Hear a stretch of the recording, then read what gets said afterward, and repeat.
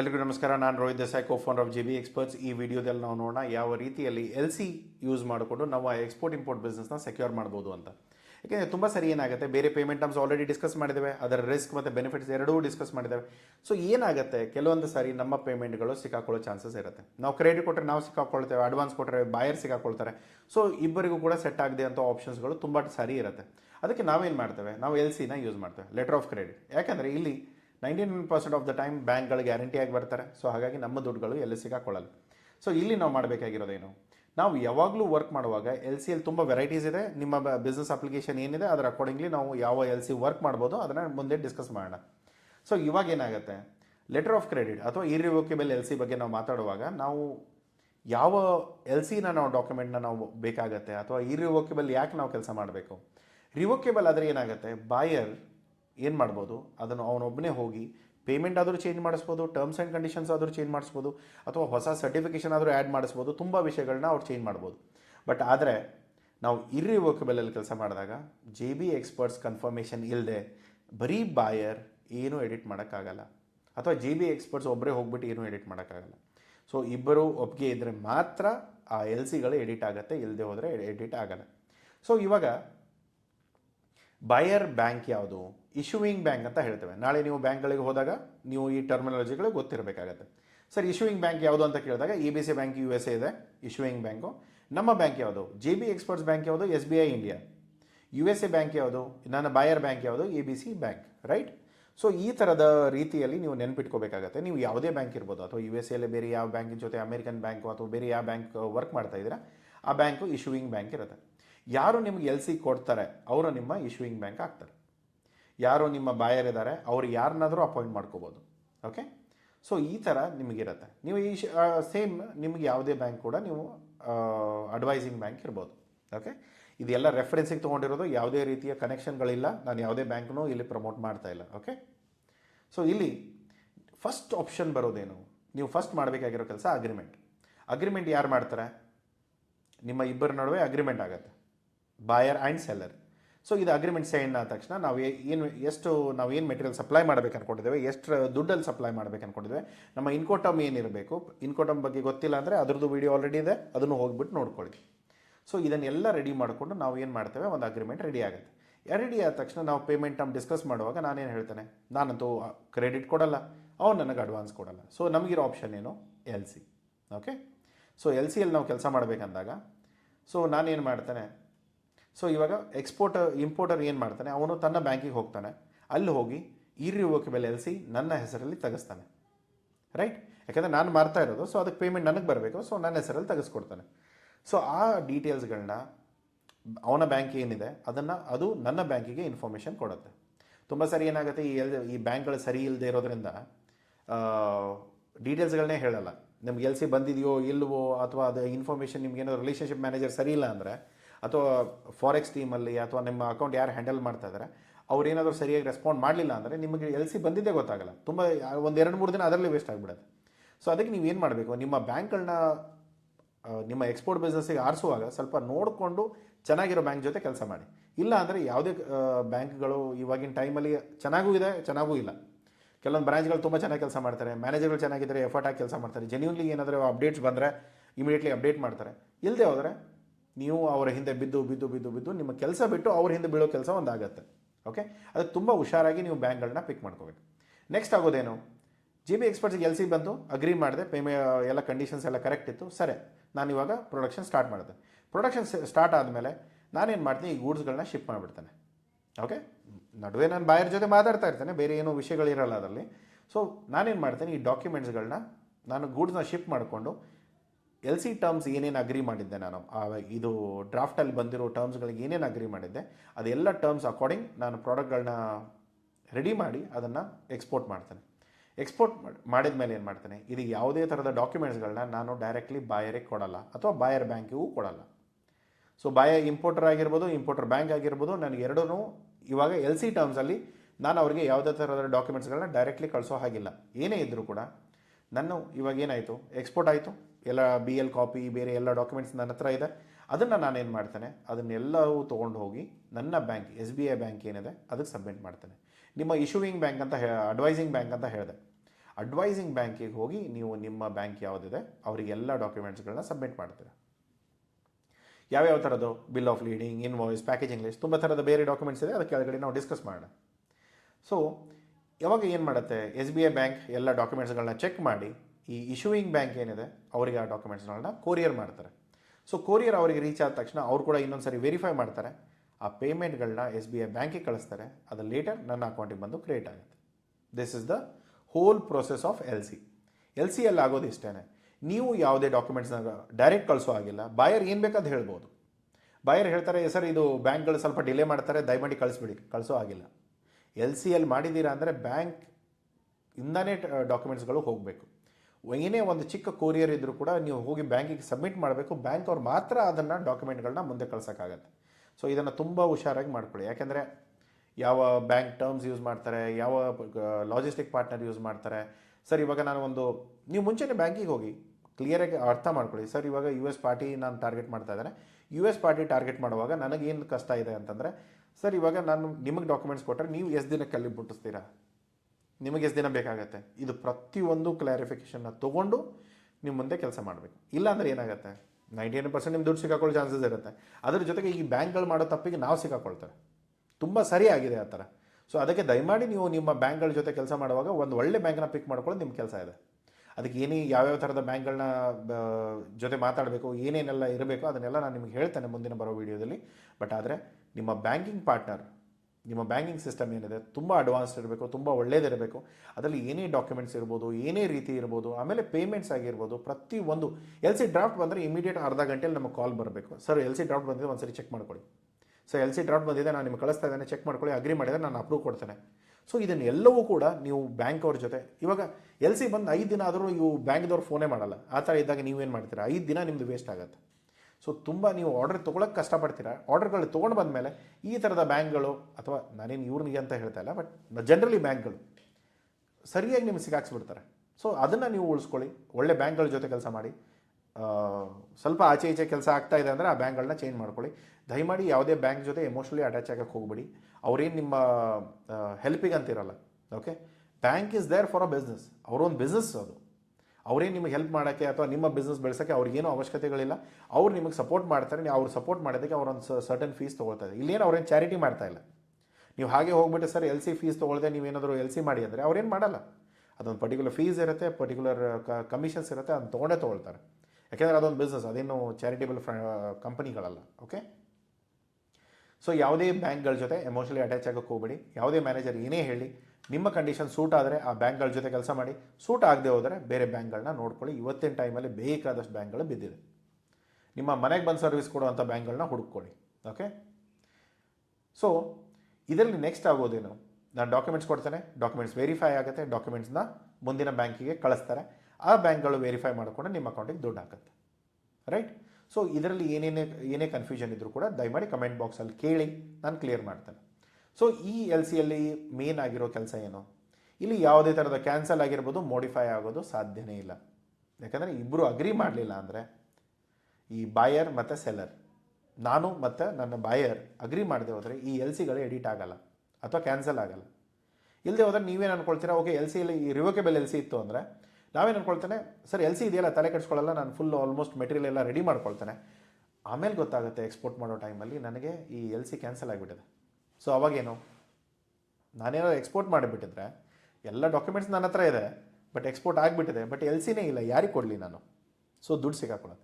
ಅದಕ್ಕೆ ನೀವು ಪ್ಲೀಸ್ ಕೆಲಸ ಮಾಡುವಾಗ ಒಂದನ್ನು ನೆನಪಿಟ್ಕೊಳ್ಳಿ, ನೀವು ಯಾವುದೇ ಥರದ LCಯಲ್ಲಿ ಕೆಲಸ ಮಾಡುವಾಗ ಇರ್ರಿವೋಕೇಬಲ್ LC ಮ್ಯಾಂಡೇಟ್ರಿ. ಬೇರೆ ಯಾವುದೇ ಡಾಕ್ಯುಮೆಂಟ್ ತೊಗೊಳ್ಳಿ, ಬೇರೆ ಯಾವುದೇ LC ತೊಗೊಳ್ಳಿ, ಇಟ್ಸ್ ಆಲ್ ಇರ್ರಿವೋಕೇಬಲ್. ಓಕೆ, ರಿವೋಕೇಬಲ್ LCಯಲ್ಲಿ ಏನೂ ಕೆಲಸ ಆಗಲ್ಲ. ದಯಮಾಡಿ ಅದರ ಬಗ್ಗೆ ಮಾತಾಡೋಕ್ಕೂ ಹೋಗಬೇಡಿ. ಯಾವಾಗ ನಿಮ್ಮ ಡ್ರಾಫ್ಟ್ ನಿಮ್ಮ ಕೈಯಲ್ಲಿ ಬರುತ್ತೋ ಅದು ಇರ್ರಿವೋಕೇಬಲ್ ಇದೆಯಾ ಇಲ್ವಾ ಅಷ್ಟು ನೋಡ್ಕೊಳ್ಳಿ. ನಿಮ್ಮ ಬ್ಯಾಂಕಿಗೆ ಕೂಡ ಕೇಳ್ಬೋದು ನೀವು, ಸರ್ ಇದು ರಿವೋಕೇಬಲ್ ಇದೆಯಾ, ಇರ್ರಿವೋಕೇಬಲ್ ಇದೆಯಾ. ಫಸ್ಟ್ ಅದು ಇರ್ರಿವೋಕೇಬಲ್ ಟಿಕ್ ಆಗಲೇಬೇಕು, ಅದಾದ ಮೇಲೆ ಬೇರೆ ಆಪ್ಷನ್ಗಳು. ಓಕೆ, ಸೊ ಇದರಲ್ಲಿ ಏನಾಗುತ್ತೆ, ಅಶ್ಯೂರ್ಸ್ ಪೇಮೆಂಟ್ ಅಪ್ಫ್ರಂಟ್ ಅಪಾನ್ ಡಾಕ್ಯುಮೆಂಟ್ ಸಬ್ಮಿಷನ್ಸ್. ನೀವು ಏನು ಮಾಡ್ತೀರಾ, ಪೇಮೆಂಟ್ ನಿಮಗೆ ದುಡ್ಡು ಯಾವಾಗ ಸಿಗುತ್ತೆ, ನೀವು ಡಾಕ್ಯುಮೆಂಟ್ಗಳನ್ನ ಏನು ನೀವು ಅಗ್ರಿ ಮಾಡಿರ್ತೀರ ಅದೆಲ್ಲ ಡಾಕ್ಯುಮೆಂಟ್ಗಳನ್ನ ನಿಮ್ಮ ಬ್ಯಾಂಕಿಗೆ ಸಬ್ಮಿಟ್ ಮಾಡಿದ್ರೆ ನಿಮ್ಮ ಪೇಮೆಂಟ್ ಬರೋದು ಗ್ಯಾರಂಟೀಡ್. ಓಕೆ, ಇದರಲ್ಲಿ ಏನೂ ವ್ಯತ್ಯಾಸಗಳು ಇರಲ್ಲ. ಯಾವುದೇ ಥರದ ಕ್ಯಾನ್ಸಲ್ ಆಗಲ್ಲ, ಮೋಡಿಫೈನೂ ಆಗಲ್ಲ. ನೀವು ಪೇಮೆಂಟ್ ಡಾಕ್ಯುಮೆಂಟ್ಸ್ ಕೊಟ್ಟ ತಕ್ಷಣ ನಿಮ್ಮ ಪೇಮೆಂಟ್ ಬಂದುಬಿಡುತ್ತೆ.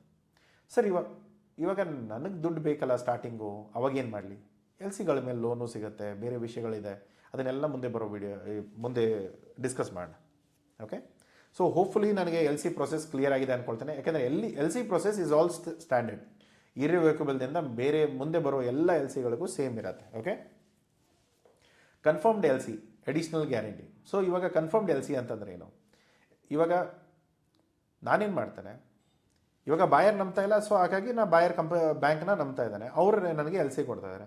ಇವಾಗ ಬ್ಯಾಂಕ್ ಆಫ್ ಕಾಂಗೋ ಇರ್ಬೋದು, ಹಿಮಾಲಯನ್ ಬ್ಯಾಂಕ್ ಇರ್ಬೋದು, ಶ್ರೀಲಂಕಾದ ಯಾವುದೋ ಬ್ಯಾಂಕ್ ಇರ್ಬೋದು, ಈ ಥರದ ಬ್ಯಾಂಕ್ಗಳು ಏನಾಗುತ್ತೆ, ಚಿಕ್ಕ ಚಿಕ್ಕ ಬ್ಯಾಂಕ್ ಅನ್ನಿಸ್ತಾ ಇದೆ ನನಗೆ. ಅವರು ಸರ್ ಯಾಕೋ ಆ ಬ್ಯಾಂಕ್ ಮೇಲೆ ನನಗೆ ನಂಬಿಕೆನೇ ಇಲ್ಲ, ನಾನು ಏನು ಮಾಡಲಿ?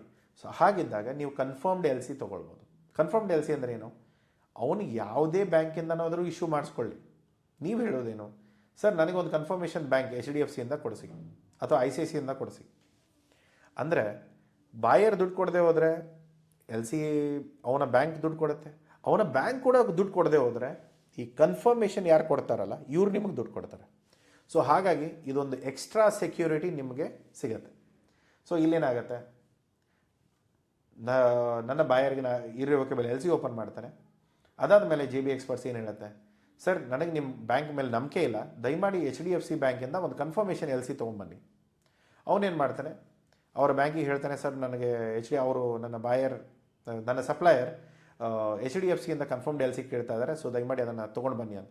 ಸೊ ಅದು ಬಂದ ತಕ್ಷಣ ನಿಮಗೆ ಆ ಕನ್ಫರ್ಮ್ಡ್ ಎಲ್ ಸಿ ಕಾಪಿ ಸಿಗುತ್ತೆ. ಸೊ ಅವಾಗೇನಾಗುತ್ತೆ, ಒಂದು ವೇಳೆ ನಾಳೆ ಈ ABC ಬ್ಯಾಂಕ್ ಏನಿದೆ ಅವರು ಕೂಡ ನಿಮ್ಗೆ ದುಡ್ಡು ಕೊಡಲ್ಲ, ಡಿಫಾಲ್ಟ್ ಆಗುತ್ತೆ, ಆವಾಗ HDFC ಬ್ಯಾಂಕ್ ಗ್ಯಾರಂಟಿ ನಿಮ್ಗೆ ದುಡ್ಡು ಕೊಡುತ್ತೆ. ಸೊ ಇದು ಕನ್ಫರ್ಮ್ಡ್ ಎಲ್ ಸಿ. ಇದು HDFC ಆಗಿರ್ಬೋದು ಅಥವಾ ಸ್ಟ್ಯಾಂಡರ್ಡ್ ಚಾರ್ಟರ್ ಆಗಿರ್ಬೋದು, ಬೇರೆ ಯಾವುದೇ ಬ್ಯಾಂಕ್ ಆಗಿರ್ಬೋದು, ಅಥವಾ HSBC ಆಗಿರ್ಬೋದು, DBS ಆಗಿರ್ಬೋದು, ಯಾವುದೇ ಬ್ಯಾಂಕ್ ಇರ್ಬೋದು. But end of the day one bank guarantee ತೊಗೊಳ್ಳಿ. ಒಂದು ವೇಳೆ ನಿಮಗೆ ಈಗ ಆಫ್ರಿಕನ್ ಮಾರ್ಕೆಟ್ ಇದೆ, ಬ್ಯಾಂಕ್ಗಳು ಚಿಕ್ಕದಿದೆ, ಗೊತ್ತಾಗ್ತಾ ಇಲ್ಲ ಹೇಗೆ ಮಾಡೋದು, ದೆನ್ ಈ ಕನ್ಫರ್ಮ್ಡ್ ಎಲ್ ಸಿಗಳನ್ನ ತೊಗೊಂಡೇ ನೀವು ಮುಂದೆ ಕೆಲಸ ಮಾಡಿ. ಯಾಕಂದರೆ ಎಲ್ ಸಿ ಇದ್ದರೂ ಕೂಡ ಇವಾಗ ನೋಡಿ ಎಲ್ ಸಿ ಯಾವಾಗ ಯೂಸ್ ಆಗುತ್ತೆ, ಇವಾಗ ಬಾಯರ್ ಮೇಲೆ ನಂಬಿಕೆ ಇಲ್ಲ, ಹಾಗಾಗಿ ಅವ್ರ ಬ್ಯಾಂಕ್ಗಳನ್ನ ನಂಬ್ತಾ ಇದ್ದಾವೆ. ಈಗ ಅವ್ನ ಬ್ಯಾಂಕ್ ಕೂಡ ಬ್ಯಾಂಕ್ರಪ್ಟ್ ಆಗಿಬಿಟ್ರೆ ನಾಳೆ, ಇವಾಗ ತುಂಬ ಸರದ ಬ್ಯಾಂಕ್ಗಳಲ್ಲೆಲ್ಲ ಇಶ್ಯೂ ಆಗುತ್ತೆ. ಸೊ ಆ ಥರ ಇದ್ದರೆ ನಾನೇನು ಮಾಡಲಿ, ಆ ಪೇಮೆಂಟ್ಗಳು ಬರದೇ ಹೋದರೆ. ಹಾಗಾಗಿ ನಾನೇನು ಹೇಳ್ತೇನೆ, ನನ್ನ HDFC ಬ್ಯಾಂಕಿಂದ ಒಂದು ಕನ್ಫರ್ಮೇಷನ್ ಸಿಕ್ಬಿಟ್ರೆ ಸಾಕು. ಅವರು ಕನ್ಫರ್ಮೇಷನ್ ಎಲ್ ಸಿ ಕೊಟ್ಟಾಗ ಅದೇನು ನಿಮ್ಮ ಬ್ಯಾಂಕ್ ಇರಬಾರ್ದು ಅಂತ ಏನಿಲ್ಲ, ನಿಮ್ಮ ಅಡ್ವೈಸಿಂಗ್ ಬ್ಯಾಂಕ್ ಏನಿದೆ ಅಥವಾ ಅಡ್ವೈಸಿಂಗ್ ಬ್ಯಾಂಕ್ ಏನಿದೆ ಅವರ ಕಡೆಯಿಂದ ಕೂಡ ನೀವು ಎಲ್ ಸಿಗಳನ್ನ ಕನ್ಫರ್ಮೇಷನ್ ತೊಗೊಳ್ಬೋದು. ಇವಾಗ SBI ಕನ್ಫರ್ಮೇಷನ್ ಎಲ್ ಸಿ ಕೊಡಲ್ಲ, ಕೊಡ್ತಾರೆ, ಬಟ್ ಅದಕ್ಕೆ ಅಡಿಷ್ನಲ್ ಪೇ ಇರುತ್ತೆ. ಬಟ್ ಅದನ್ನು ನೀವಲ್ಲ, ನಿಮ್ಮ ಬಾಯರ್ ಮಾತಾಡಬೇಕಾಗತ್ತೆ. ಓಕೆ, ಸೊ ಯಾಕಂದರೆ ಆ ಕನ್ಫರ್ಮೇಷನ್ ಎಲ್ ಸಿನ ಈ ಬ್ಯಾಂಕ್ ಮತ್ತು ಈ ಬ್ಯಾಂಕ್ ಮಾತಾಡ್ಕೊಳ್ತಾರೆ, ನಾವೇನು ಮಾಡೋ ಹಾಗಿಲ್ಲ ಅದರ ನಡುವೆ. ನಾವೇನು ಹೇಳ್ತಾ ಇರೋದು, ಸರ್ ಈ ಬ್ಯಾಂಕ್ ನಾನು ನಂಬ್ತಾ ಇಲ್ಲ, ಸೊ ದಯಮಾಡಿ ನನಗೆ ಕನ್ಫರ್ಮ್ಡ್ ಎಲ್ ಸಿನ ಈ ಬ್ಯಾಂಕಿಂದ ಕೊಡಿಸಿ, ಡನ್. ಇವಾಗ ತುಂಬ ಒಳ್ಳೆ ಬ್ಯಾಂಕ್ ಇದೆ, ಆ ಬ್ಯಾಂಕಿಂದ ನಮಗೆ ಗೌರ್ಮೆಂಟ್ ಬ್ಯಾಂಕ್ ಇದೆ, ಸೊ ತೊಂದರೆ ಇಲ್ಲ, ನೀವು ಮಾಡ್ತಿದ್ರೆ ಮಾಡ್ಬೋದು. ಆದರೆ ಪ್ರೈವೇಟ್ ಬ್ಯಾಂಕ್ ಇತ್ತು, ಕೋಆಪರೇಟಿವ್ ಬ್ಯಾಂಕ್ ಇತ್ತು, ದೆನ್ 100% ನೀವು ಕನ್ಫರ್ಮ್ಡ್ ಎಲ್ ಸಿ ತೊಗೊಳ್ಳಿ. ಇಲ್ಲಾಂದರೆ ಚಿಕ್ಕ ಬ್ಯಾಂಕ್ಗಳಲ್ಲಿ ನಿಮ್ಮ ದುಡ್ಡು ಸಿಗಾಕೊಳ್ಳೋ ಚಾನ್ಸಸ್ ಇರುತ್ತೆ. ನೆಕ್ಸ್ಟ್ ಬರುವ ವಿಷಯ ಏನಂತಂದರೆ, ಮತ್ತೆಲ್ಲ ಡಾಕ್ಯುಮೆಂಟ್ಗಳನ್ನ ಸಬ್ಮಿಟ್ ಮಾಡ್ತೀರಾ. ಒಂದು ವೇಳೆ ಈ ಬ್ಯಾಂಕ್ಗಳು ಡಿಫಾಲ್ಟ್ ಆಯಿತು ಅಂದರೆ ನಿಮ್ಮ HDFC ಬ್ಯಾಂಕ್ ನಿಮಗೆ ದುಡ್ಡು ಕೊಡ್ತಾರೆ.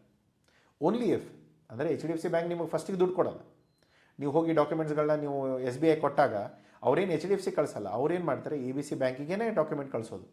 ಆ ABC ಬ್ಯಾಂಕ್ಗಳಿಗೆ ಡಾಕ್ಯುಮೆಂಟ್ ಕಳಿಸಿದಾಗ ಅವರೇನಾದರೂ ದುಡ್ಡು ಕೊಡೋಕೆ ಆಗದೆ ಹೋದರೆ, ಅವರೇನಾದರೂ ಫೇಲ್ ಆದರೆ, ಅವಾಗ ಮಾತ್ರ HDFC ಬಂದು ನಿಮ್ಮ ದುಡ್ಡುಗಳನ್ನ ಕೊಡ್ತಾರೆ. ಓಕೆ, ಸೊ ಇದರಲ್ಲಿ ನೆಕ್ಸ್ಟ್ ಇರೋದೇನು, ಯಾಕೆ ಈ ಎಲ್ ಸಿಗಳನ್ನ ನಾವು ವರ್ಕ್ ಮಾಡ್ಬೋದು. ಇವಾಗ ನನಗೆ ಆ ಬ್ಯಾಂಕ್ ಮೇಲೆ ನಂಬಿಕೆ ಇಲ್ಲ, ಇವಾಗ ಏನಾಗುತ್ತೆ, ನನ್ನ ಫ್ರೆಂಡಿಗೆ ನಾನು ದುಡ್ಡು ಕೊಡ್ತಾ ಇದ್ದಾನೆ, ನನಗೆ ಅವನ ಮೇಲೆ ನಂಬಿಕೆ ನಾಳೆ ದುಡ್ಡು ಕೊಡ್ತಾನಂತ. ಅದಕ್ಕೆ ನಾನೇನು ಹೇಳ್ತೇನೆ, ಅವ್ರ ತಂದೆಗೆ ಹೋಗಿ, ಸರ್ ನಿಮ್ಮ ಮಗಂಗೆ ನಾನು ದುಡ್ಡು ಕೊಡ್ತಾ ಇದ್ದಾನೆ, ಒಂದು ವೇಳೆ ನಾಳೆ ಅವ್ನು ಕೊಡದೆ ಹೋದರೆ ನೀವು ಕೊಡಬೇಕು. ದ್ಯಾಟ್ಸ್ ದ ಸೆಕ್ಯೂರಿಟಿ ಅಷ್ಟೇ. ಓಕೆ, ಅದರಲ್ಲಿ ಎನ್ಶ್ಯೂರ್ಸ್ ಅಡಿಷ್ನಲ್ ಸೆಕ್ಯೂರಿಟಿ ಸಿಗುತ್ತೆ. ಸೊ ಇದರಿಂದ ನಿಮಗೇನಾಗುತ್ತೆ, ಒಂದು ವೇಳೆ ಬಾಯರ್ ಪ್ರಾಬ್ಲಮ್ ಇರ್ಬೋದು ಅಥವಾ ಬಾಯರ್ ಬ್ಯಾಂಕ್ ಪ್ರಾಬ್ಲಮ್ ಇರ್ಬೋದು, ಬಟ್ ನಿಮಗೇನಾಗುತ್ತೆ, ಮೂರನೇ ಬ್ಯಾಂಕ್ ಸೆಕ್ಯೂರಿಟಿ ತೊಗೊಂಡಿರೋದ್ರಿಂದ ಅವರಿಬ್ಬರು ದುಡ್ಡು ಕೊಡದೆ ಹೋದರೆ ಇವ್ರು ದುಡ್ಡು ಕೊಡ್ತಾರೆ. ಓಕೆ, ಫ್ರೀಯಾಗಿ ಕೊಡಲ್ಲ, ಬಟ್ ಸೆಕ್ಯೂರಿಟಿ ಅವರು ಮುಂಚೆನೇ ಫೀಸ್ ಚಾರ್ಜ್ ಮಾಡಿರ್ತಾರೆ, ಆ ಫೀಸ್ ಅಕಾರ್ಡಿಂಗ್ಲಿ ಆ ಚಾರ್ಜಸ್ ಇರುತ್ತೆ. ಏನು ಚಾರ್ಜಸ್ ಇದೆ, ಪ್ರತಿಯೊಂದು ಬ್ಯಾಂಕ್ಗಳು ಪ್ರತಿಯೊಂದು ಪೇಮೆಂಟ್ಗಳಲ್ಲಿ ಎಲ್ ಸಿಗಳು ಚೇಂಜ್ ಆಗುತ್ತೆ. ಸೊ ದಯಮಾಡಿ ಈ ಕನ್ಫರ್ಮ್ಡ್ ಎಲ್ ಸಿಗಳು ಏನಿದೆ ಅದನ್ನೆಲ್ಲ ನಿಮ್ಮ ಬ್ಯಾಂಕ್ ಜೊತೆ ಕೋಆರ್ಡಿನೇಟ್ ಮಾಡಿದ್ರೆ ನಿಮ್ಗೆ ಅದರ ಚಾರ್ಜಸ್ಗಳೆಲ್ಲ ಗೊತ್ತಾಗುತ್ತೆ. ಅದನ್ನು ನೋಡಿಕೊಂಡು ನೀವು ಮುಂದೆ ಪ್ಲ್ಯಾನ್ ಮಾಡ್ಕೊಳ್ಳಿ. Site L C, immediate payment.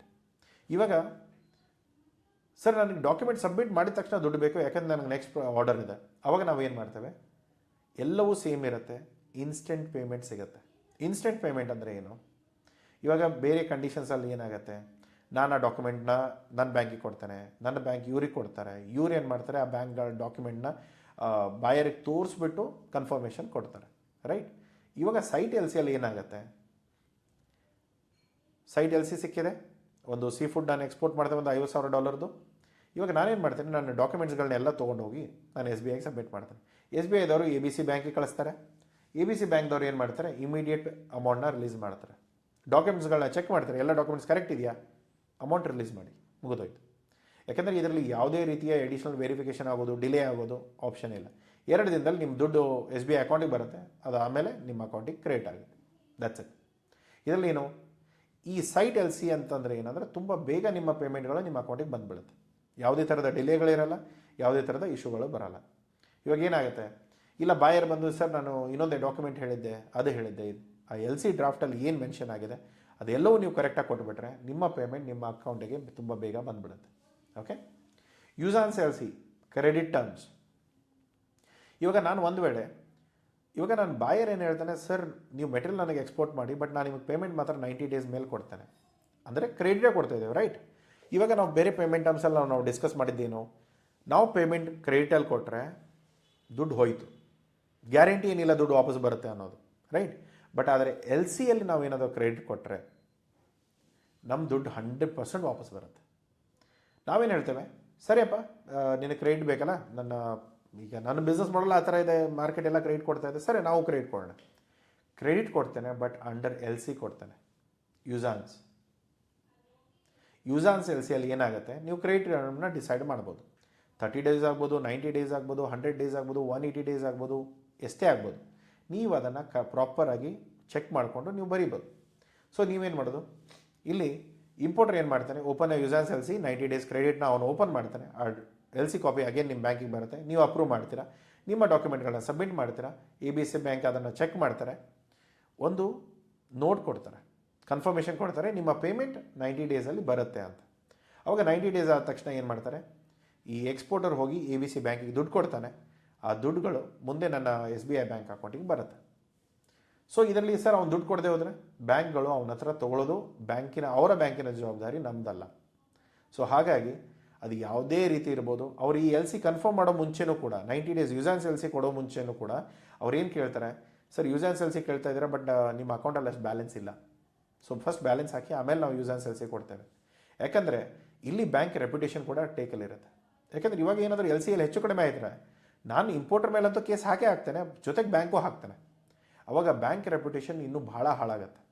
So ಅದಕ್ಕೆ ನೀವು ಏನು ಅನ್ಕೋಬೋದು ಅಂದರೆ, ಈ ಬ್ಯಾಂಕ್ಗಳು ಎಲ್ಲೂ ಹೋಗಲ್ಲ, ಇವ್ರು ಏನೇ ಇದ್ದರೂ ಕೂಡ ಇವ್ರು ಎಲ್ ಸಿಗಳನ್ನ ಆನರ್ ಮಾಡೇ ಮಾಡ್ತಾರೆ, ಅದು ಯಾವುದೇ ಎಲ್ ಸಿ ಇರ್ಬೋದು, ರೈಟ್? ಸೊ ಅದಕ್ಕೆ ನೀವೇನು ಮಾಡೋದು, 90 ಡೇಸ್ ಕ್ರೆಡಿಟ್ ಕೊಟ್ಟರೂ ಕೂಡ ನಿಮ್ಮ ಪೇಮೆಂಟ್ 100% ಬ್ಯಾಂಕಿಂದ ಬರುತ್ತೆ.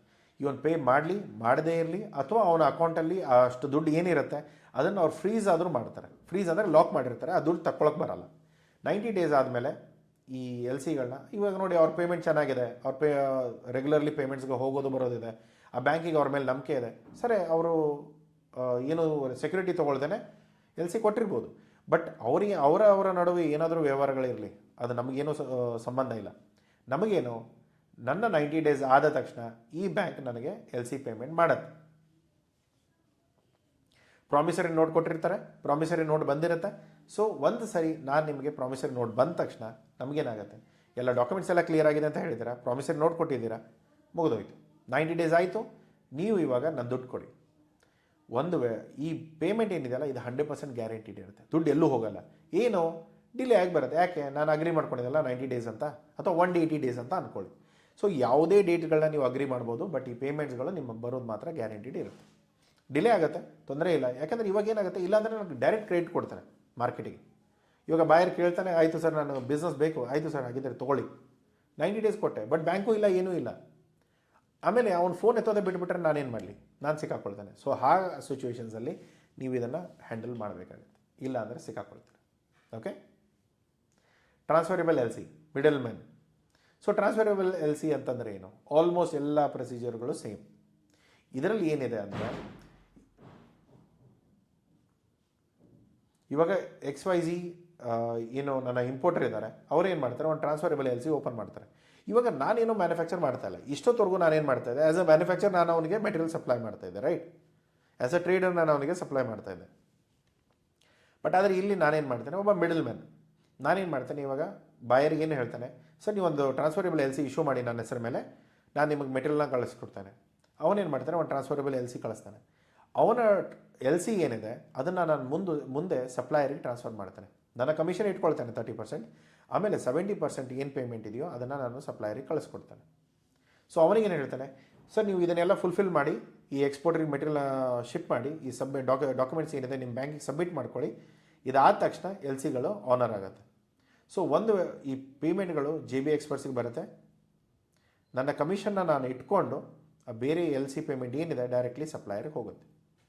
ಸೊ ಈ 30,000 ಏನಿದೆ, ನಾನು ₹1 ದುಡ್ಡು ಹಾಕಿದೆ, ಈ ಬಾಯರ್ಗಳನ್ನ ತೊಗೊಂಡು ಬಂದು ಬಾಯರ್ ಕಡೆಯಿಂದ ಎಲ್ ಸಿ ತೊಗೊಂಡು ಅದನ್ನು ನಾನು ಸಪ್ಲೈಯರ್ಗೂ ಮುಂಚೆ ಹೇಳಿರಲ್ಲ ಯಾರು ಬಾಯರ್ ಅಂತ, ಅಥವಾ ಬಾಯರ್ಗೂ ಹೇಳಿರಲ್ಲ ಯಾರು ಸಪ್ಲೈಯರ್ ಅಂತ, ಯಾಕಂದರೆ ಡೈರೆಕ್ಟ್ ಆಗೋ ಚಾನ್ಸಸ್ಗಳು ತುಂಬ ಇರುತ್ತೆ. ಸೊ ಹಾಗಿದ್ದಾಗ ನಾನೇನು ಮಾಡ್ತಾನೆ, ನಾನು ಈ ಎಲ್ ಸಿಗಳ ಪೇಮೆಂಟ್ನ ಫಸ್ಟು ನನ್ನ ಹೆಸರಿಗೆ ತೊಗೊಳ್ತಾನೆ, ಅದಾದ ಮೇಲೆ ಸಪ್ಲೈಯರ್ಗೆ ನಾನು ಟ್ರಾನ್ಸ್ಫರ್ ಮಾಡ್ತೇನೆ. ಆವಾಗ ನನ್ನ ಕಮಿಷನ್ ಸೆಕ್ಯೂರ್ ಆಗುತ್ತೆ, ನನ್ನ ದುಡ್ಡು ಎಲ್ಲೂ ಹೋಗಲ್ಲ. ಸೊ ಇದರಿಂದ JB ಎಕ್ಸ್ಪರ್ಟ್ಸಿಗೆ ಆಗಿರೋ ಬೆನಿಫಿಟ್ ಏನು, ನಾನು ಮುಂಚೆ ಏನೇ ₹1 ಕ್ಯಾಪಿಟಲ್ ಹಾಕದೆ ನನಗೆ ನನ್ನ ಕಮಿಷನ್ ಬಂದಿದೆ, ವಿಚ್ ಇಸ್ $30,000. ಓಕೆ. ಸೊ ಈ ರೀತಿಯಲ್ಲಿ ನೀವು ಬಿಸ್ನೆಸ್ಗಳನ್ನ ಮಾಡ್ಬೋದು. ನೀವು ಮಿಡಲ್ ಮ್ಯಾನ್ ಇರ್ಬೋದು, ಟ್ರೇಡರ್ ಇರ್ಬೋದು, ಏನೇ ಇದ್ದರೂ ಕೂಡ ಎಲ್ ಸಿಗಳು ಎಲ್ಲ ಆಪ್ಷನ್ಸಲ್ಲೂ ಅಪ್ಲಿಕೇಬಲ್ ಇದೆ. ನೀವು ಇದನ್ನು ಯೂಸ್ ಮಾಡಿಕೊಂಡು ಕೆಲಸ ಮಾಡ್ಬೋದು. ಟ್ರಾನ್ಸ್ಫರಬಲ್ ಎಲ್ ಸಿಯಲ್ಲಿ ಏನಾಗುತ್ತೆ, ಒಂದು ಮೇನ್ ಡಿಸ್ಅಡ್ವಾಂಟೇಜ್ ಏನಂದರೆ, ಸಪ್ಲೈಯರ್ ಏನು ಮಾಡ್ತಾನಲ್ಲ, ಅವನು ಗೂಡ್ಸ್ಗಳನ್ನ ಡೈರೆಕ್ಟ್ XYZ ಇಂಪೋರ್ಟರ್ಸಿಗೆ ಕಳಿಸ್ತಾನೆ.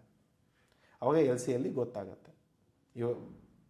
ಬಾಯರಿಗೆ ಸಪ್ಲೈಯರ್ ಗೊತ್ತಾಗ್ತಾರೆ, ಸಪ್ಲೈಯರ್ಗೆ ಬಾಯರ್ ಗೊತ್ತಾಗ್ತಾರೆ. ಓಕೆ, ಇವಾಗ JB ಎಕ್ಸ್ಪರ್ಟ್ಸ್ 30% ಕಮಿಷನ್ ತೊಗೊಂಡಿದೆ. ಓಕೆ, ಬಟ್ ನಾಳೆ ಆರ್ಡರ್ ಬರ್ಬೋದಾ, ಇಲ್ಲ. ಸೊ ಅವಾಗ ಏನಾಗುತ್ತೆ, back to back L C for suppliers. ಇವಾಗ ಈ ಎಕ್ಸಾಂಪಲಲ್ಲಿ ಏನಾಗುತ್ತೆ, ಇವಾಗ XYZ ಇಂಪೋರ್ಟರ್ ಏನಿದ್ದಾರೆ JB ಎಕ್ಸ್ಪರ್ಟ್ಸ್ಗೆ ಒಂದು ಎಲ್ ಸಿ ಕೊಡ್ತಾರೆ, ಅದು back to back L C ಅಂತ ಹೇಳ್ತಾರೆ. ಸೊ ನಾರ್ಮಲಿ ಎಲ್ ಸಿನೇ ಬರುತ್ತೆ, ಇರಬೇಕಮೇಲೆ ಎಲ್ ಸಿ ಬರುತ್ತೆ. ಅದರ ಮೇಲೆ ನಾನೇನು ಹೇಳ್ತೇನೆ, ನನ್ನ ಹತ್ರ ಅಂತೂ ದುಡ್ಡಿಲ್ಲ, ರೈಟ್. ಸೊ ಅವಾಗ ನಾನು ಇವಾಗ ಎಕ್ಸ್ಪೋರ್ಟ್ ಮಾಡಬೇಕು, ಹೇಗೆ ಮಾಡೋದು? ಅವಾಗ ನಾನೇನು ಮಾಡ್ತೇನೆ, ಅವನ ಎಲ್ ಸಿನ ಅಡ ಇಡ್ತಾನೆ ಬ್ಯಾಂಕಿಗೆ. ನಾನು ನನ್ನ ಬ್ಯಾಂಕಿಗೆ ಹೋಗಿ ಏನು ಹೇಳ್ತೇನೆ, ಸರ್ ನೀವು ನನಗೆ ಒಂದು back to back L C ಕೊಡಿ. ಅದಕ್ಕೂ ಕಂಡೀಷನ್ಸ್ ನೀವು ನಿಮ್ಮ ಬ್ಯಾಂಕ್ ಯಾವ ಬ್ಯಾಂಕ್ ಜೊತೆ ಕೆಲಸ ಮಾಡ್ತಿದ್ದಾರೆ ಅವ್ರಿಗೆ ಹೋಗಿ ಕೇಳಿ, ಸರ್ ನನಗೊಂದು back to back L C ಬೇಕು, ನನಗೊಂದು ಎಲ್ ಸಿ ಕಾಪಿ ಬರೋದಿದೆ, ಆ ಎಲ್ ಸಿ ಕಾಪಿ ಅಗೇನೆಸ್ಟ್ ನನಗೆ ನೀವೊಂದು back to back L C open ಮಾಡಿ, ರೈಟ್. ಅವಾಗೇನಾಗತ್ತೆ, ನಿಮ್ಮ ಸಪ್ಲೈಯರಿಗೆ ನೀವು ಒಂದು ಎಲ್ ಸಿ ಅವ್ನು ಕೂಡ ಎಲ್ ಸಿ ಅಗ್ರಿ ಮಾಡಬೇಕಲ್ಲ. ಸೊ ಸಪ್ಲೈಯರ್ ನಾನೇ ಹೇಳ್ತೇನೆ, ಸರ್ ನಾನು ನಿಮ್ಗೊಂದು ಲೋಕಲ್ ಎಲ್ ಸಿ ಕೊಡ್ತೇನೆ, ಸೊ ಆ ಪೇಮೆಂಟ್ ನಿಮ್ಗೆ ಆಗುತ್ತೆ, ನೀವು ಈ ಡಾಕ್ಯುಮೆಂಟ್ಸ್ನೆಲ್ಲ ಸಬ್ಮಿಟ್ ಮಾಡಿ. ಸೊ ಏನಾಗುತ್ತೆ, ಸಪ್ಲೈಯರ್ ಏನು ಮಾಡ್ತಾನೆ, JB ಎಕ್ಸ್ಪರ್ಟ್ಸಿಗೆ ಮೆಟೀರಿಯಲ್ ಕೊಡ್ತಾನೆ, ಡೈರೆಕ್ಟ್ಲಿ XYZಗೆ ಹೋಗಲ್ಲ, JB ಎಕ್ಸ್ಪರ್ಟ್ಸಿಗೆ ಬರುತ್ತೆ. ಆಮೇಲೆ JB ಎಕ್ಸ್ಪರ್ಟ್ಸ್ ಅದನ್ನು XYZಗೆ ಎಕ್ಸ್ಪೋರ್ಟ್ ಮಾಡುತ್ತೆ. ಸೊ ಇಲ್ಲಿ ಸಪ್ಲೈಯರ್ ಡೀಟೇಲ್ಸು ಬಾಯರ್ಗೆ ಹೋಗಲ್ಲ, ಬಾಯರ್ ಡೀಟೇಲ್ಸು ಸಪ್ಲೈಯರ್ಗೆ ಹೋಗಲ್ಲ. ಯಾವಾಗ, ಬ್ಯಾಕ್ ಟು ಬ್ಯಾಕಲ್ಲಿ. ಆದರೆ ನೀವು ಟ್ರಾನ್ಸ್ಫರಬಲ್ ಎಲ್ಲ ಆದರೆ ನಿಮ್ಮ ಕಮಿಷನ್ ಒನ್ ಟೈಮ್ ಸಿಗುತ್ತೆ, ಆಮೇಲೆ ಮುಗಿದೋಯ್ತು. So back to back L ಸಿಯಲ್ಲಿ ನಂದು ಏನೂ ದುಡ್ಡು ನಾನು ಫಸ್ಟಿಗೆ ಹಾಕಲ್ಲ, ಯಾಕಂದರೆ ನಾನು ಕೇಳ್ತಾ ಇರೋದು ನನ್ನ ಬ್ಯಾಂಕಿಗೆ, ಸರ್ ಈ ಎಲ್ ಸಿಗೆ ದುಡ್ಡು ಬಂದರೆ ಈ ಎಲ್ ಸಿಗೆ ದುಡ್ಡು ಕೊಡಿ, ರೈಟ್. ಸೊ ಏನಾಗುತ್ತೆ, XYZ ಏನು ಮಾಡ್ತಾರೆ, JB ಎಕ್ಸ್ಪರ್ಟ್ಸಿಗೆ ಪೇ ಮಾಡ್ತಾರೆ, ದೆನ್ JB ಎಕ್ಸ್ಪರ್ಟ್ಸ್ ಏನು ಮಾಡುತ್ತೆ, ಸಪ್ಲೈಯರ್ಗಳು. ಇದೆಲ್ಲ ಆಟೋಮೇಟೆಡ್ ಇರುತ್ತೆ, ನೀವು ಹೋಗಿ ಮ್ಯಾನ್ಯುವಲಿ ಮಾಡೋದೇನಿಲ್ಲ. ಸೊ ಈ ಎಲ್ ಸಿ ಆಗಿರುತ್ತೆ, ಡಾಕ್ಯುಮೆಂಟ್ಸ್ ಎಲ್ಲ ಬಂದಿರುತ್ತೆ, ಮೆಟೀರಿಯಲ್ಸ್ಗಳೆಲ್ಲ ಆಗಿರುತ್ತೆ. JB ಎಕ್ಸ್ಪರ್ಟ್ಸ್ ಎಲ್ಲ ಡಾಕ್ಯುಮೆಂಟ್ಸ್ಗಳನ್ನ ತೊಗೊಂಡು ಬ್ಯಾಂಕಿಗೆ ಸಬ್ಮಿಟ್ ಮಾಡ್ತಾರೆ. ಆವಾಗ ಇರ್ರಿವೋಕಬಲ್ ಎಲ್ ಸಿ ಏನಿದೆ ಅದು ಎನ್ಕ್ಯಾಶ್ ಆಗುತ್ತೆ, ಅದು ನನಗೆ ದುಡ್ಡು ಬರುತ್ತೆ. ಆ ದುಡ್ಡು ಬಂದ ತಕ್ಷಣ ನಾನು ನನ್ನ ಬ್ಯಾಂಕಿಗೆ ಏನು ಹೇಳಿರ್ತಾನೆ, ಸರ್ ನನ್ನ ಅಕೌಂಟಿಗೆ ದುಡ್ಡು ಬಂದ ತಕ್ಷಣ ಈ ಸಪ್ಲೈಯರ್ಗೆ ಈ ಎಲ್ ಸಿನ ಆನರ್ ಮಾಡಿ ಆ ದುಡ್ಡುಗಳನ್ನ ಮುಂದೆ ಆ ಸಪ್ಲೈಯರಿಗೆ ಕಳಿಸ್ಕೊಡಿ. ಸೊ ಆ ದುಡ್ಡು ಬಂದ ತಕ್ಷಣ ಬೇರೆ ದುಡ್ಡುಗಳನ್ನ ಈ ಎಲ್ ಸಿನ ಮುಂದೆ ಟ್ರಾನ್ಸ್ಫರ್ ಮಾಡ್ತಾರೆ. ಓಕೆ, ಇಲ್ಲಿ ನನ್ನ ಬ್ಯಾಂಕಿಗೆ ಏನಾದರೂ ಡಿಫಾಲ್ಟ್ ಮಾಡಿದರೆ ಆವಾಗ ಅದು ಬ್ಯಾಂಕಿನ ತಲೆನೋವು, ನಿಮಗೆ ಅವ್ರ ಕುತ್ತಿಗೆ ಹಿಡ್ಕೊಳ್ತಾರೆ, ರೈಟ್. ಸೊ ಈ ಥರ ಮಾಡಿಕೊಂಡು ನಿಮ್ಮ ಪೇಮೆಂಟ್ಗಳನ್ನ ಕ್ಲಿಯರ್ ಮಾಡ್ಕೋಬೋದು. ಸೊ ಇದು complete business options. Okay, so stand by L C ಇವಾಗ ಏನಿದೆ ಸರ್, ಇವಾಗ back to back L C is okay, ಬೇರೆ ಎಲ್ಲ ಇದು ಯೂಸ್ ಆನ್ಸ್ ಎಲ್ ಸಿನೂ ಓಕೆ, ರೈಟ್. ಈ ಸ್ಟ್ಯಾಂಡ್ ಬೈ ಎಲ್ ಸಿ ಏನು, ಒಂದು ವೇಳೆ ಇವಾಗ ಬಾಯರ್ ಏನು ಅಂತಾನೆ, ಸರ್ ನಾನು ನಿಮಗೆ ಇವಾಗ ಅವ್ನು ಎಲ್ ಸಿ ಕೊಡೋಕೆ ಒಪ್ಕೊಳ್ಳಲ್ಲ. ಓಕೆ, ಸೊ ಅವನೇನು ಹೇಳ್ತಾನೆ, ಸರ್ ನಾನು ನಿಮಗೆ 30 ಡೇಸು 60 ಡೇಸು 90 ಡೇಸಿಗೆ ನಾನು ನಿಮಗೆ ಪೇಮೆಂಟ್ ಕೊಡ್ತೇನೆ, ನೀವು ಶಿಪ್ಮೆಂಟ್ ಮಾಡಿ. ಓಕೆ, ನಾನೇನು ಹೇಳ್ತಾನೆ, ಆಯ್ತಪ್ಪ ನಾನು ನಿಮ್ಗೆ ಶಿಪ್ಮೆಂಟ್ ಮಾಡ್ತೇನೆ, ಬಟ್ ಅಟ್ಲೀಸ್ಟ್ ನನಗೊಂದು ಸ್ಟ್ಯಾಂಡ್ ಬೈ ಎಲ್ ಸಿ ತಂದುಕೊಡು. ಸ್ಟ್ಯಾಂಡ್ ಬೈ ಅಂತಂದರೆ ಏನು, ಬ್ಯಾಕಪ್ ಇಟ್ಕೊಳ್ತೇವಲ್ಲ, ಸೊ ಹಾಗೆ ಒಂದು ವೇಳೆ 30 ದಿನದಲ್ಲಿ ಇವನೇನಾದರೂ ನಾನು ಪೇಮೆಂಟ್ ಕೊಡದೆ ಹೋದರೆ, ಅಥವಾ ಅವನೇನಾದರೂ ದುಡ್ಡು ಬರಲಿಲ್ಲ ಅಂದರೆ ಅವ್ನು ಫೋನ್ ಆನ್ಸರ್ ಮಾಡೋದೇ ಬಿಟ್ಬಿಟ್ರೆ, ಆವಾಗ ನಾನು ಇದನ್ನು ಸ್ಟ್ಯಾಂಡ್ ಬೈ ಎಲ್ ಸಿನ ಎಕ್ಸೈಸ್ ಮಾಡ್ತಾನೆ. ಆವಾಗ ನಾನೇನು ಮಾಡ್ತೇನೆ, ಸರ್ ಇಲ್ಲಿ ನೋಡಿ ನೀವು ಸ್ಟ್ಯಾಂಡ್ ಬೈ ಎಲ್ ಸಿನ ಇಶ್ಯೂ ಮಾಡಿದ್ರಿ. ಸೊ ಅದನ್ನು ಇವಾಗ ನಾನು ನನ್ನ ಇಂಪೋರ್ಟರ್ ಏನಿದ್ದಾನೆ ಅವ್ನು ನನಗೆ ಪೇಮೆಂಟ್ ಕೊಡ್ತಾ ಇಲ್ಲ, ಅದಕ್ಕೆ ನಾನು ಏನು ಮಾಡ್ತೇನೆ, ಈ ಎಲ್ ಸಿನ ಕ್ಲೇಮ್ ಮಾಡ್ತೇನೆ. ಸೊ ದಯಮಾಡಿ ನೀವು ನನಗೆ ದುಡ್ಡು ಕಳಿಸ್ಕೊಡಿ. ಈ ಡಾಕ್ಯುಮೆಂಟ್ಸ್ ಕೂಡ ಬ್ಯಾಂಕ್ ಟು ಬ್ಯಾಂಕ್ಗೆ ಹೋಗುತ್ತೆ. ಮೆಟೀರಿಯಲ್ ಅವನಿಗೆ ಡೈರೆಕ್ಟ್ ಹೋಗ್ಬೋದು, ಬಟ್ ಡಾಕ್ಯುಮೆಂಟ್ಸ್ ಎಲ್ಲ ಸ್ಟ್ಯಾಂಡ್ ಬೈ ಎಲ್ ಸಿ ಇದ್ದರೂ ಕೂಡ ನೀವು ನಿಮ್ಮ ಬ್ಯಾಂಕಿಗೆ ಕೊಡ್ತೀರಾ, ಬ್ಯಾಂಕ್ ಮಾತ್ರ ಮುಂದೆ ಅವನ ಬ್ಯಾಂಕಿಗೆ ಕೊಡ್ತಾರೆ. ಅವನು ಹೋಗಿ ಅಲ್ಲಿ ಡಾಕ್ಯುಮೆಂಟ್ಸ್ಗಳನ್ನ ಕಲೆಕ್ಟ್ ಮಾಡ್ಕೊಳ್ತಾನೆ. ಓಕೆ, ಸೊ ಇಲ್ಲಿ ಸರ್ ಸ್ಟ್ಯಾಂಡ್ ಬೈ ಇದೆ, ನಾನೇ ಕಳಿಸ್ಬಿಟ್ರೆ ಆಗುತ್ತಲ್ಲ ಡಾಕ್ಯುಮೆಂಟು. ಎಲ್ ಸಿಯಲ್ಲಿ ಯಾವುದೂ ಕೂಡ ಡಾಕ್ಯುಮೆಂಟ್ ನೀವು ಡೈರೆಕ್ಟಾಗಿ ಕೊಡೋ ಹಾಗಿಲ್ಲ. ಏನೇ ಡಾಕ್ಯುಮೆಂಟ್ಸ್ ಇದ್ದರೂ ಈ ಸ್ಟ್ಯಾಂಡ್ ಬೈ ಎಲ್ ಸಿಯಲ್ಲೂ ಕೂಡ ಕಂಡೀಷನ್ಸ್ ಇರುತ್ತೆ, ಯಾವ್ಯಾವ ಡಾಕ್ಯುಮೆಂಟ್ಗಳನ್ನ ನೀವು ಸಬ್ಮಿಟ್ ಮಾಡಬೇಕು ಅಂತ. ಆ ಎಲ್ಲ ಡಾಕ್ಯುಮೆಂಟ್ಗಳನ್ನ ನೀವು ನಿಮ್ಮ ಬ್ಯಾಂಕಿಗೆ ಕಳಿಸ್ತೀರಾ. ಅವರ ನಮ್ಮ ಬ್ಯಾಂಕ್ SBI ಬ್ಯಾಂಕ್ ಏನು ಮಾಡುತ್ತೆ, ಅವನ ABC ಬ್ಯಾಂಕಿಗೆ ಕಳಿಸುತ್ತೆ. ಆಮೇಲೆ ಅವರು ಏನು ಮಾಡ್ತಾರೆ, XYZನ ಕರೆದು ಅವನಿಗೆ ಆ ಡಾಕ್ಯುಮೆಂಟ್ಗಳನ್ನ ಸಬ್ಮಿಟ್ ಮಾಡ್ತಾರೆ. ಹೇಳ್ತಾರೆ ಅವನಿಗೆ 30 ದಿನದಲ್ಲಿ ನಿಮ್ಮ ಪೇಮೆಂಟ್ ಇದೆ, ದಯಮಾಡಿ ಆ ಪೇಮೆಂಟ್ಗಳನ್ನ ಮಾಡಿ, ಇಲ್ಲ ಅಂದರೆ ಅವ್ರು ನಮಗೆ ದುಡ್ಡು ಕೇಳ್ತಾರೆ, ಸೊ ನೋಡ್ಕೊಳ್ಳಿ. ಸೊ ಹೀಗೆ ಹೇಳಿದರೆ 30 ಡೇಸ್ ಮುಗಿದೋಗುತ್ತೆ. 32 ಡೇಸ್ ಆದರೂ ಕೂಡ ಪೇಮೆಂಟ್ ಬಂದಿರಲ್ಲ. ಅವಾಗ ನಾನು ಹೋಗಿ ನನ್ನ SBI ಬ್ಯಾಂಕ್ ಏನಿದೆ, ಸರ್ ಇದು ಸ್ಟ್ಯಾಂಡ್ ಬೈ ಎಲ್ ಸಿ ಇದೆ ನಮ್ಮ ಹತ್ರ, ಇದನ್ನು ಎಕ್ಸೈಸ್ ಮಾಡಿ ಇದನ್ನು ಎನ್ಕ್ಯಾಶ್ ಮಾಡ್ಕೊಳ್ಳಿ, ಯಾಕೆಂದರೆ ಅವ್ರು ಇನ್ನೂ ಪೇಮೆಂಟ್ ಕಳಿಸಿಲ್ಲ. ಅವರಿಗೆ ನಾವು ಕಮ್ಯುನಿಕೇಷನ್ ಕಳಿಸಿರೋದು ಒಂದು ಇರುತ್ತಲ್ಲ, ಮೆಸೇಜು, ವಾಟ್ಸಪ್ಪು, ಕಾಲು, ಅದು ಇದು, ಅದೆಲ್ಲವೂ ಇಮೇಲ್ಸ್ಗಳನ್ನ ತೊಗೊಳ್ಳಿ, ಫೋಟೋ ಹಾಕಿ ಪ್ರಿಂಟೌಟ್ನ ತೊಗೊಂಡು ಹೋಗಿ ನಿಮ್ಮ ಬ್ಯಾಂಕಿಗೆ ಸಬ್ಮಿಟ್ ಮಾಡಿ ಅವ್ರಿಗೆ ಹೇಳಿ ಸ್ಟ್ಯಾಂಡ್ ಬೈ ಎಲ್ ಸಿನ ಪೇಮೆಂಟ್ ಹಾಕಿ. ಒಂದು ವೇಳೆ ಅವ್ರು ಏನಾದರೂ ಪೇ ಮಾಡದೆ ಹೋದರೆ, ಇವನು ಯಾರೋ ನಿಮ್ಮ ಇಂಪೋರ್ಟರ್ ಪೇ ಮಾಡದೆ ಹೋದರೆ ಆ ಎಲ್ ಸಿ ಪೇಮೆಂಟ್ಗಳು ಎನ್ಕ್ಯಾಶ್ ಆಗುತ್ತೆ. ಆ ದುಡ್ಡು ನಿಮ್ಮ SBI ಅಕೌಂಟಿಗೆ ಬರುತ್ತೆ, ಆಮೇಲೆ ಅದು ನಿಮ್ಮ ಅಕೌಂಟಿಗೆ ಬರುತ್ತೆ. ರೈಟ್? ಸೊ ಇದು ಏನು, ಇದು ಒಂಥರ ಬ್ಯಾಕಪ್ ಅಷ್ಟೆ.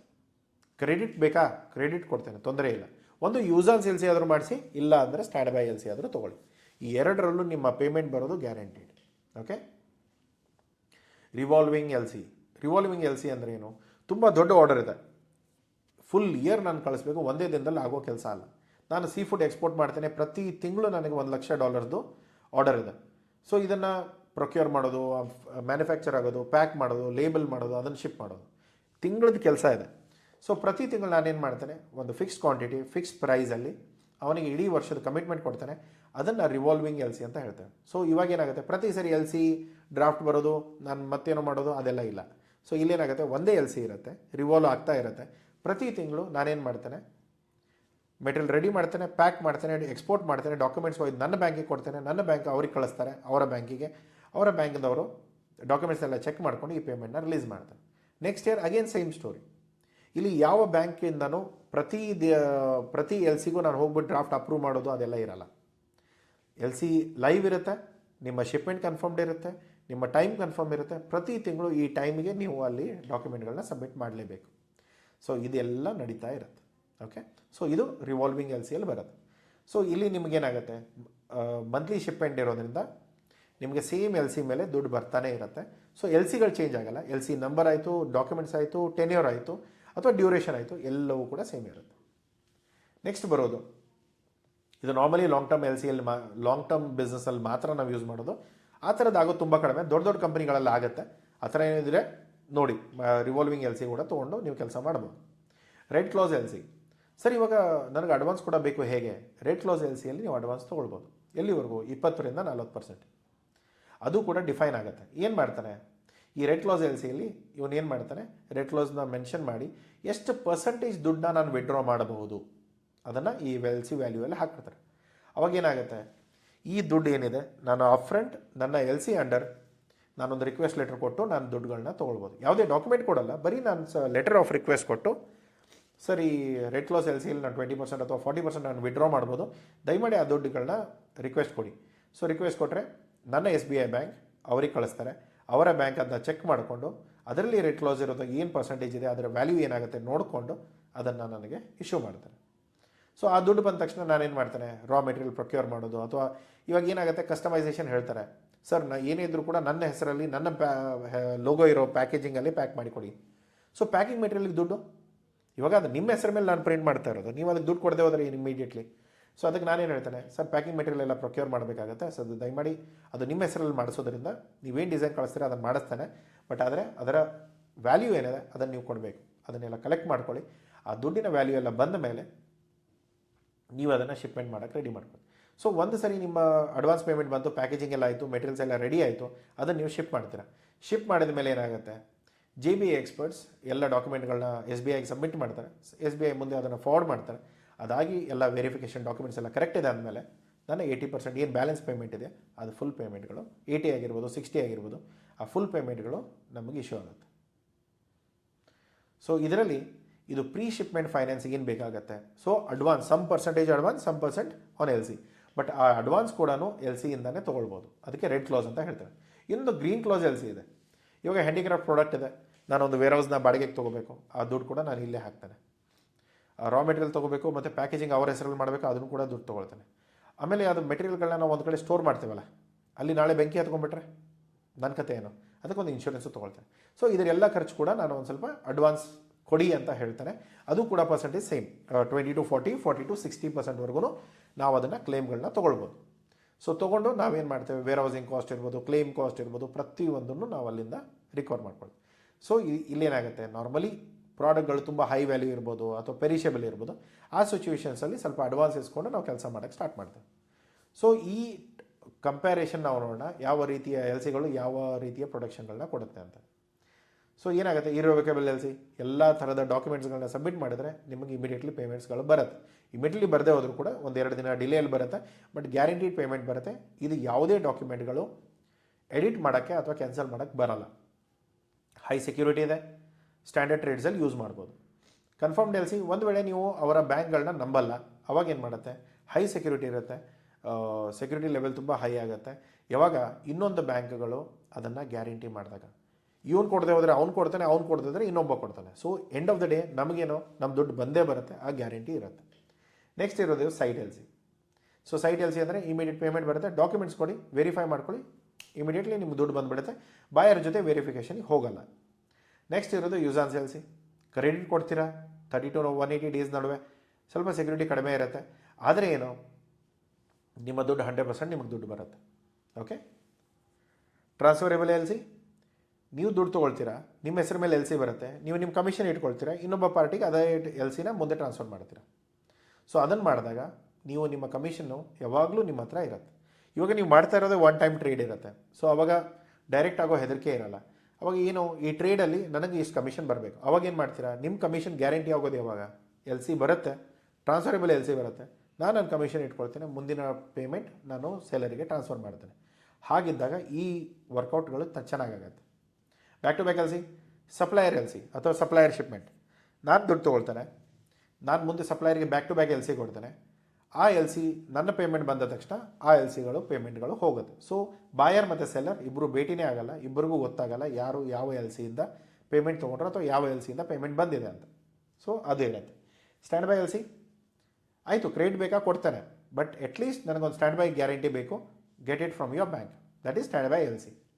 ರಿವಾಲ್ವಿಂಗ್ LC, ತುಂಬ ದೊಡ್ಡ ವಾಲ್ಯೂಮ್ ಇದೆ, ತಿಂಗಳ ನಾನು ಇಷ್ಟು ಮೆಟೀರಿಯಲ್ ಕಳಿಸ್ತಾನೆ, ಇಷ್ಟು ಪೇಮೆಂಟ್ ಬರಲೇಬೇಕು ಅಂದರೆ ರಿವಾಲ್ವಿಂಗ್ LCಗಳನ್ನ ಲಾಂಗ್ ಟರ್ಮ್ ಅಗ್ರಿಮೆಂಟ್, ಮಿನಿಮಮ್ 1 ಇಯರ್ದು ಅಗ್ರಿಮೆಂಟ್ಗಳನ್ನ ನೀವು ಮಾಡ್ಬೋದು. ರೆಡ್ ಕ್ಲಾಸ್, ಅಡ್ವಾನ್ಸ್ ಬೇಕಾ ತೊಗೊಳ್ಬೋದು. Green clause, shipping, storage, insurance ಎಲ್ಲದೂ ದುಡ್ಡು ಮುಂಚೆನೇ ಬೇಕಾ, ಅದನ್ನು ಕೂಡ ತೊಗೊಳ್ಬೋದು. ಪರ್ಸಂಟೇಜ್ಗಳನ್ನ ಡಿಫೈನ್ ಮಾಡಬೇಕಾಗತ್ತೆ. ಓಕೆ. ಸೊ ಯಾವ್ಯಾವ ರೀತಿಯಲ್ಲಿ ಯಾವ ಸೆಕ್ಯೂರಿಟಿ ಇದೆ ನೋಡೋಣ. ಹೈ ಸೆಕ್ಯೂರಿಟಿ ಇರಿವೋಕೇಬಲ್ ಮತ್ತು confirmed LC, quick payment sight LC, finance ಬೇಕಾದರೆ ಬ್ಯಾಕ್ ಟು ಬ್ಯಾಕ್ LC, ನಿಮ್ಮ ದುಡ್ಡು ಹಾಕದೆ ಡೀಲ್ ಮಾಡೋದು ಯಾವುದು, ಬ್ಯಾಕ್ ಟು ಬ್ಯಾಕ್ LC ಮತ್ತು transferable LC. Okay. So long term LCಯಲ್ಲಿ ಯಾವುದಿರುತ್ತೆ, ರಿವಾಲ್ವಿಂಗ್ LC ಇರುತ್ತೆ. ಓಕೆ. ಒಂದು ವೇಳೆ ನನಗೆ ಪೇಮೆಂಟ್ ಗ್ಯಾರಂಟಿ ಇಲ್ಲ ಅಂದರೆ ಸೆಕ್ಯೂರಿಟಿಗೆ ಏನು ಮಾಡ್ಬೋದು, ಕ್ರೆಡಿಟಲ್ಲಿ ಕೊಡೋದು ಯಾವುದು, ಯೂಸಾನ್ಸ್ LC ಅಥವಾ ನೀವು ಇನ್ನೊಂದು ಯಾವುದು ಡೀಲ್ ಮಾಡ್ತೇವೆ, that is stand by LC. ಇವೆರಡರಲ್ಲಿ ನಾವು ಕ್ರೆಡಿಟ್ ಕೊಡ್ಬೋದು. ಯೂಸಾನ್ಸ್ LCಯಲ್ಲಿ ಏನಾಗುತ್ತೆ, ಬ್ಯಾಂಕೇ ಹೇಳಿಬಿಡುತ್ತೆ 30 days 40 days ಅಂತ. ಆ ಡೇಟಲ್ಲಿ ಬ್ಯಾಂಕ್ ಒಂದು ಪ್ರಾಮಿಸಿಂಗ್ ನೋಟ್ ಕೊಡೋದ್ರಿಂದ ಅದನ್ನು ತೊಗೊಂಡು ನಾವು ಪೇಮೆಂಟ್ 100% ಬರುತ್ತೆ.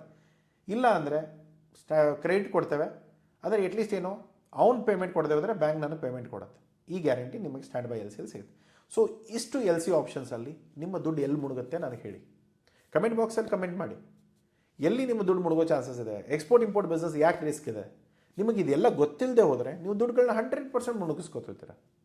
ಯಾಕೆಂದರೆ ಜನ ಏನು ಮಾಡ್ತಾರೆ, ಮೆಟೀರಿಯಲ್ಗಳನ್ನ ಎತ್ಕೊಳ್ತಾರೆ, ದುಬೈ ಕಳಿಸ್ತಾರೆ, ಮುಗೀತು. ಆ ಪೇಮೆಂಟ್ ಬರುತ್ತೋ ಇಲ್ವೋ, ಎಷ್ಟು ಬರುತ್ತೋ, ಬರೋ ಚಾನ್ಸ್ ಆದರೂ ಇದೆಯೋ ಇಲ್ವೋ ಏನೂ ಗೊತ್ತಿಲ್ಲ. ಆದರೆ ಈ ಟೈಮ್ಸಲ್ಲಿ ನೀವು ಕೆಲಸ ಮಾಡಿದ್ರೆ ನಿಮ್ಮ ದುಡ್ಡು ಎಲ್ಲೂ ಸಿಕ್ಕಾಕೊಳ್ಳಲ್ಲ. ನೀವು ಬೈ ಆದರೂ ಮಾಡಿ ಅಥವಾ ಸೆಲ್ ಆದರೂ ಮಾಡಿ, ಇದು ಎಲ್ಲವೂ ಕೂಡ ನಿಮ್ಗೆ ಅಪ್ಲಿಕೇಬಲ್ ಇರುತ್ತೆ. ಎಕ್ಸ್ಪೋರ್ಟ್ ಇಂಪೋರ್ಟ್ ಬಿಸ್ನೆಸ್ ರಿಸ್ಕ್ ಇಲ್ಲ, ಆದರೆ ಏನು ಜನ ಸಿಕ್ಕಾಕೊಳ್ಳೋದ್ರಿಂದ ಈ ಪ್ರಾಬ್ಲಮ್. ಈಗ ನಾವು ನೋಡೋಣ ಯಾವ ರೀತಿಯಲ್ಲಿ ಲೆಟರ್ ಆಫ್ ಕ್ರೆಡಿಟ್ ಫಾರ್ಮ್ಯಾಟ್ಸ್ ಇರುತ್ತೆ, ಏನೇನು ಡೀಟೇಲ್ಸ್ಗಳನ್ನ ನಾವು ಚೆಕ್ ಮಾಡ್ಕೊಳ್ತೇವೆ ಅಂತ. ಸೊ ಲೆಟರ್ ಆಫ್ ಕ್ರೆಡಿಟ್ಸಲ್ಲಿ ನಾವು ಚೆಕ್ ಮಾಡಬೇಕಾಗಿರೋದು ಒಂದು ಎಲ್ ಸಿ ನಂಬರ್. ಒಂದ್ಸರಿ ನೀವು ಡ್ರಾಫ್ಟ್ ಕೊಟ್ಟ ಮೇಲೆ ಎಲ್ ಸಿ ನಂಬರ್ ಸಿಗುತ್ತೆ. ಡೇಟ್ ಆಫ್ ಇಶ್ಯೂ, ಯಾವ ಥರದ ಎಲ್ ಸಿ ಇದೆ ಅದನ್ನು ಚೆಕ್ ಮಾಡ್ಕೋಬೇಕು. ಯಾಕಂದರೆ ಇದು ಎಲ್ಲ ಟೈಪ್ಗಳಲ್ಲಿ ಪ್ರಾಪರಾಗಿ ಮೆನ್ಷನ್ ಆಗಿರಲೇಬೇಕಾಗತ್ತೆ ಯಾವ ಥರದ ಎಲ್ ಸಿಗಳಲ್ಲಿ ನೀವು ಡೀಲ್ ಮಾಡ್ತಾ ಇದ್ದೀರಾ ಅಂತ. ಎಕ್ಸ್ಪೈರಿ ಡೇಟ್ ಮತ್ತು ಯಾವ ಕಂಟ್ರಿಯಲ್ಲಿ ಇಶ್ಯೂ ಆಗ್ತಾಯಿದೆ ಅಥವಾ ಯಾವ ಕಂಟ್ರಿಯಲ್ಲಿ ಎಕ್ಸ್ಪೈರ್ ಆಗುತ್ತೆ, ಯಾವ ಬ್ಯಾಂಕಿನ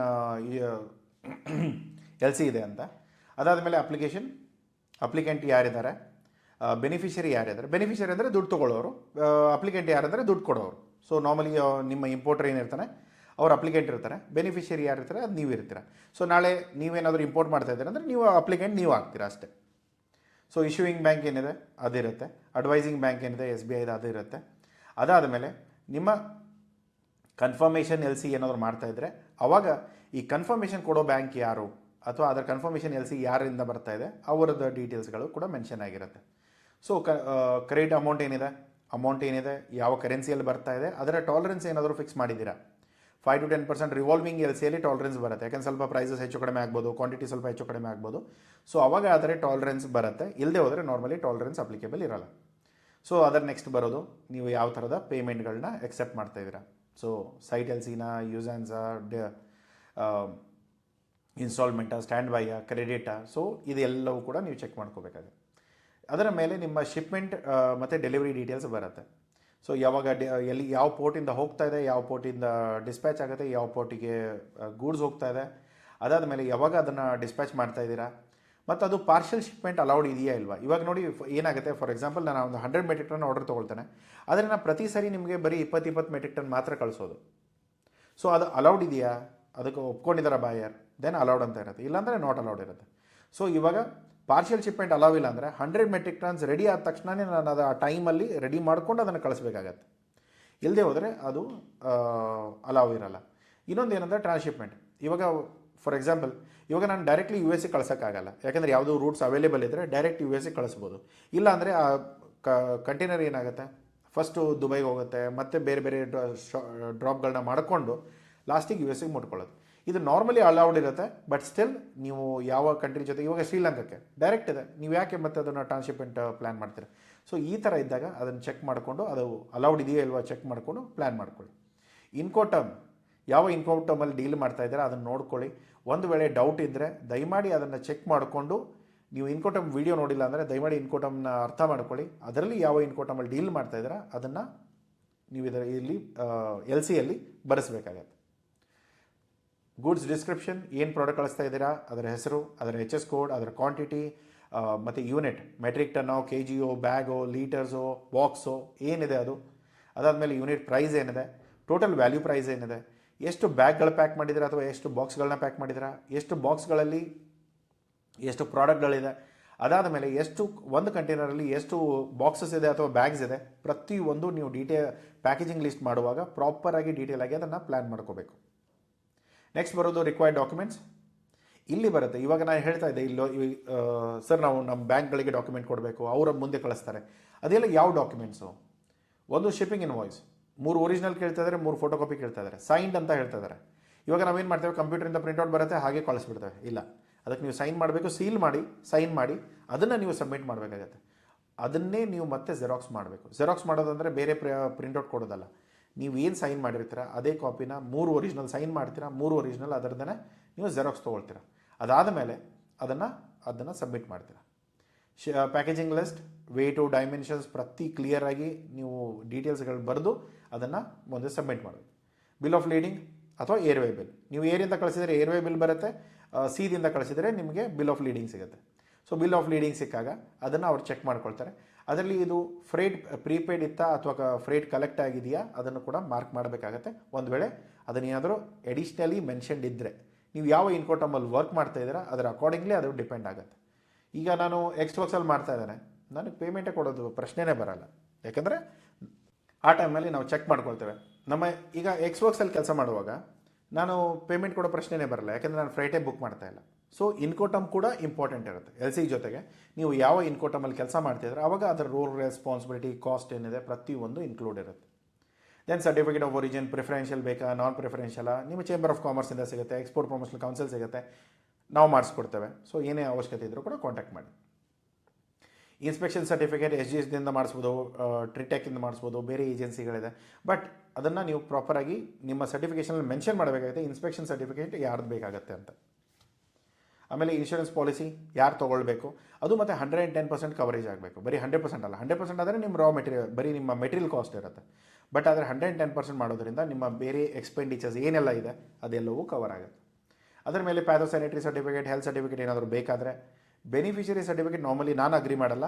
ಬಟ್ ಬೆನಿಫಿಷರಿ ಸರ್ಟಿಫಿಕೇಟ್ ಏನಂತಂದರೆ ನಾವು ಯಾರಿಗೆ ಡಾಕ್ಯುಮೆಂಟ್ಸ್ ಕಳಿಸ್ತೇವೆ ಅವ್ರ ಕಡೆಯಿಂದ ಲೆಟರ್ ಬೇಕಾಗುತ್ತೆ. ಸೊ ಅದನ್ನು ನೀವು ಚೆಕ್ ಮಾಡ್ಕೊಳ್ಳಿ, ನಿಮಗೆ ಕೊಡೋಕ್ಕಾದರೆ ಅದನ್ನು ಅಗ್ರಿ ಮಾಡಿ, ಇಲ್ಲದೆ ಹೋದರೆ ಇದೊಂದು ಕ್ಲಾಸ್ನ ತೆಗೆಸ್ಬಿಡಿ ನಿಮ್ಮ ಎಲ್ ಸಿ ಕಾಪಿಯಿಂದ. ಓಕೆ, ಯಾವುದಕ್ಕೆ ಅಗ್ರಿ ಮಾಡ್ತೀರಾ ಆ ಕ್ಲಾಸ್ಗಳು ಮಾತ್ರ ಎಲ್ ಸಿಯಲ್ಲಿ ಇರಬೇಕು, ಯಾವುದಕ್ಕೆ ಅಗ್ರಿ ಮಾಡಲ್ವೋ ಅದನ್ನು ತೆಗೆಸ್ಬೇಕು.